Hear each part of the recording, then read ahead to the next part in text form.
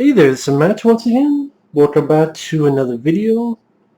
And these are gifts from a very, very nice guy who has sent me stuff in the past named Victor Trinidad. If you watch him, man, you've been very kind to me throughout the years, not just with the gifts but with words. Thank you so much, man. Now, I opened one but I didn't look into it.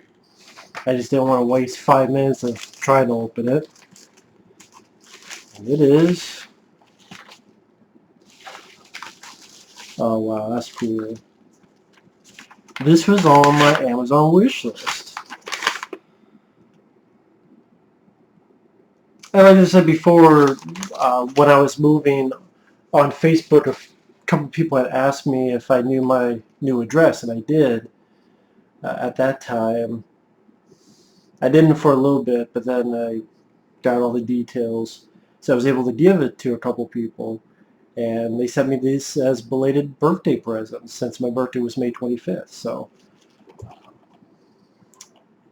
Chains of Gold. Now, Chains of Gold, if you think one man can't make a difference, think again. This is with John Travolta. John Travolta film no one ever talks about. This is a film I think was made for cable or made for TV. I want to say made for cable because it's rated R. I know it was made for TV, but I forget. Was it HBO? Doesn't say anything in the credits. They also have Bernie Casey, Hector Elizondo, Joey Lawrence. Music by Trevor Jones. Pretty much, John Travolta is a social worker. He befriends a 13-year-old, played by Joey Lawrence, who's involved with a crack dealing gang, yet he wants to quit, but the gang has other ideas. They kill anyone who tries to leave. The police offer no help.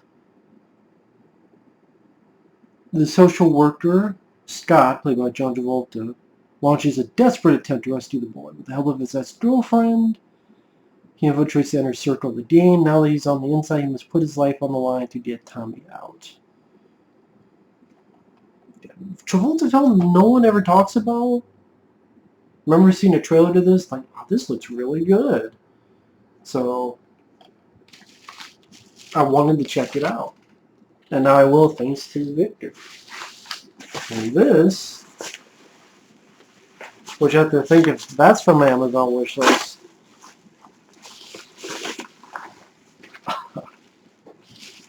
Yeah. That is true. That is true.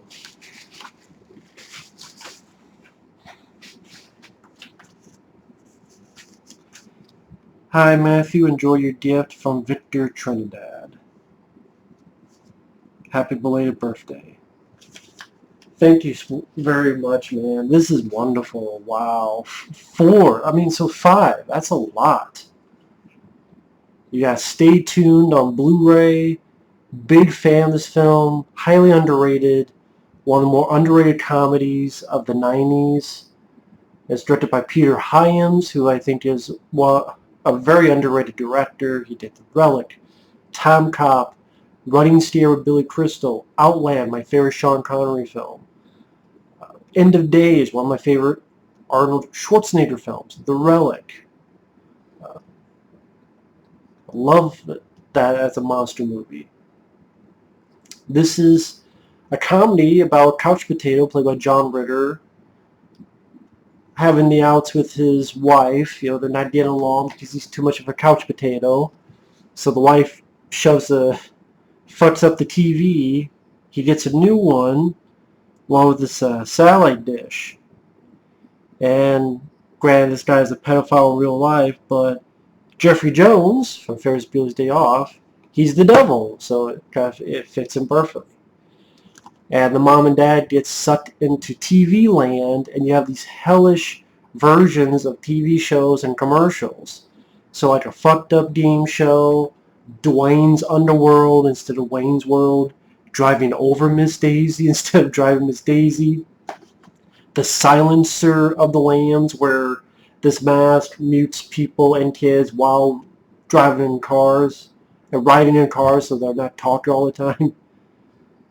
You know, though, remember its commercial where the guy's in the chair and the wind's blowing? But in this case, the guy's head gets blown off.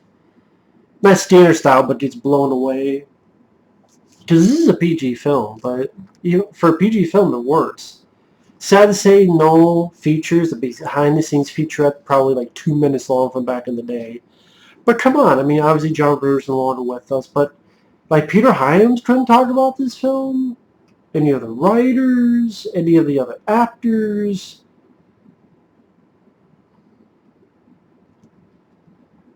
But really enjoy this film. Great to have it on Blu-ray. Yeah, Starman. And funny enough, I've heard that they're also doing John Carpenter's Vampires on a special edition Blu-ray. Interesting enough. Starman, I've been wanting to get this for a while, but thanks to Victor, I have it. I think it does feature the commentary with Jeff Bridges and John Carpenter. New interviews with director John Carpenter after Jeff Bridges and script supervisor Sandy King. Trailer TV spot still gallery. Sadly, nothing from Karen Allen, which I don't get. And I don't know if they have I mean, obviously I haven't seen it. The Blu-ray, it's still pat. But there's like a music video that the two of them did. I think it was for this movie. I could be wrong, or maybe it was a fever dream, but I swear that happened. Now, Starman is one of those movies I think is a better version of E.T. You know, of the friendly alien type of movies. And I don't hate E.T. Like I know some people do. E.T.'s okay, but I think Starman is much better. Whether it be the beautiful musical score, the excellent direction by John Carpenter that shows he's not just a horror guy, he also does great action, sci-fi, where they live,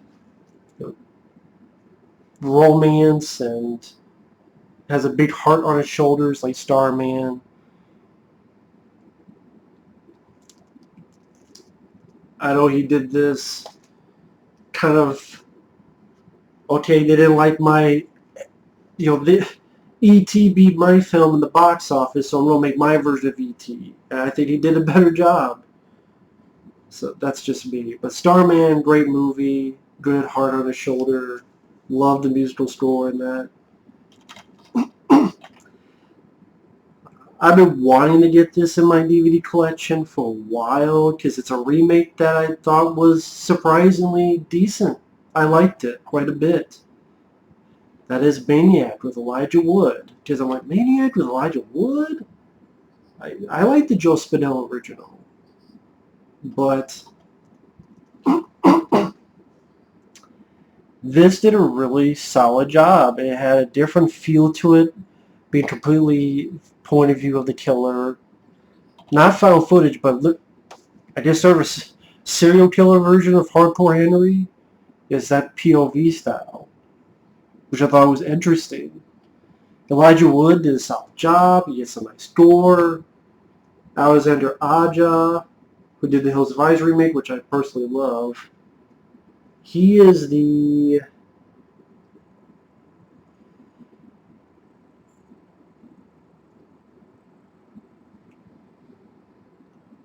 producer, and he worked on the screenplay.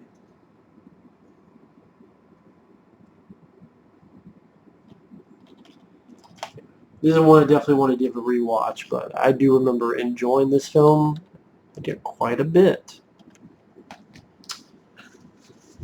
And I guess this is before I did the review, because I know at one point I did have this on my Amazon wish list, because I'm thinking maybe I'll pick this up when I get here, but then I saw it on digital. Then after I saw the film, I took it off. But for the collection, Batman vs. Teenage Mutant Ninja Turtles, I will still keep it because I know, I will admit, I fuck up at times too. In that review, I said Raphael did absolutely zilch, and a few people corrected me, and they were right. Raphael does use his shell to hit Shredder in the face to distract him so that Batman can beat him up. The reason I forgot, though, it was a blink and you fucking miss it for me. Or, like, maybe I got up and took a leak or something. I don't know what happened. But I seriously swear it just phased out of me. Wow, Leo got the big fight with Ra's al Ghul and Mighty, I don't know. They seem more essential, and Raph just seemed we'll give him a moment, a brief moment. Like, yes, want more than that. But the animation was pretty cheap, among other stuff. But like I said, I even said in the review, this is worth a look at least once.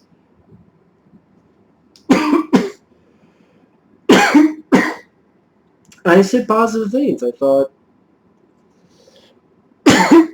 damn, the voice acting wasn't that bad. Mighty was decently funny. When Batman has his fight scenes is really good. Some of the violence is pretty shocking. That's why it gets a PG-13. Not much of the Turtles doing it, sadly, except one where Raph knees a guy in the face and some blood squirts out of the guy's face or nose. But other than that stuff that Shredder and Ra's al Ghul do to other people. Damn.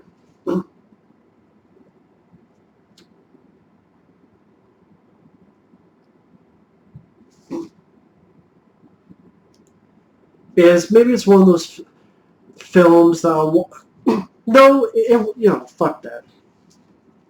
Because you still didn't need him to run away from Mr. Freeze.